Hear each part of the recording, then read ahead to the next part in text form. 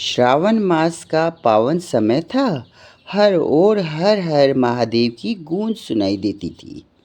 मंदिर में भक्तों की भीड़ लगी रहती थी और कांवरिये गंगा जल लेकर शिवलिंग पर अर्पित करने के लिए लंबी यात्राएं कर रहे थे।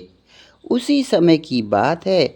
उत्तराखंड के एक छोटे से गांव में एक निर्धन किसान हरिदास अपनी पत्नी और एक छोटे बेटे के साथ रहता था।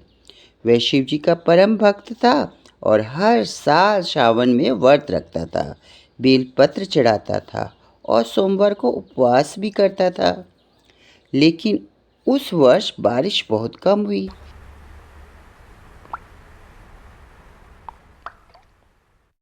खेत सूखने लगे, फसलें बर्बाद हो गई और हरिदास के घर में अन्न का एक दाना भी न बचा।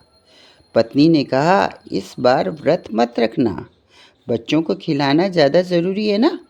भगवान तो सब जानते हैं। पर हरिदास ने बोला, अगर मेरी भक्ति सच्ची है तो शिव जी खुद मेरे संकट दूर करेंगे। सावन का तीसरा सोमवार आया।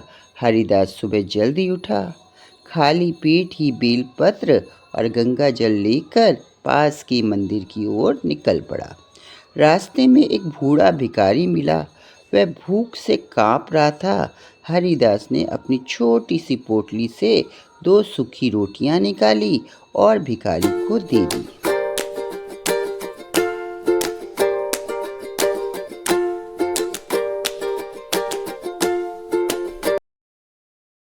भूखा पेट, बिना छाता, पैर में फटे जूते, फिर भी हरिदास मंदिर पहुंचा। शिवलिंग पर जल चढ़ाया, प्रार्थना की, हे भोलेनाथ, मेरे पास सब कुछ है, मेरे पास भक्ति है, मेरा परिवार भूखा है, मेरा मन आपसे हट नहीं सकता, कृपया कीजिए भगवान। मंदिर से लौटते समय उसे वही बूढ़ा भिखारी मिला। इस बार उसके हाथ में 1 लोटा दूध और कुछ ताजी रोटियां थीं। उसने हरिदास को देते हुए कहा, भोलेनाथ ने तुम्हारी भक्ति सुन ली है भक्त, जाओ घर जाकर देखो। हरिदास हक्का बक्का रह गया। जैसे ही वे घर पहुंचा, देखा कि आंगन में एक बैलगाड़ी खड़ी है जिसमें अनाज की बोरियां, घी, शक्कर, ढेर सारे फल और सब्जियां थी। उसके दरवाजे में एक पत्र भी था, भक्त हरिदास के लिए शिव जी की ओर से प्रसाद, जो मुझे खिलाकर प्रसन्न रहता है, मैं स्वयं उसके भंडार भर देता हूँ। हरिदास की आंखों से आंसू बहने लगे। उसने आकाश की ओर देखा और कहा, हे शिव, आपने साबित कर दिया है कि सच्चे मन से की गई भक्ति कभी व्यर्थ नहीं जाती।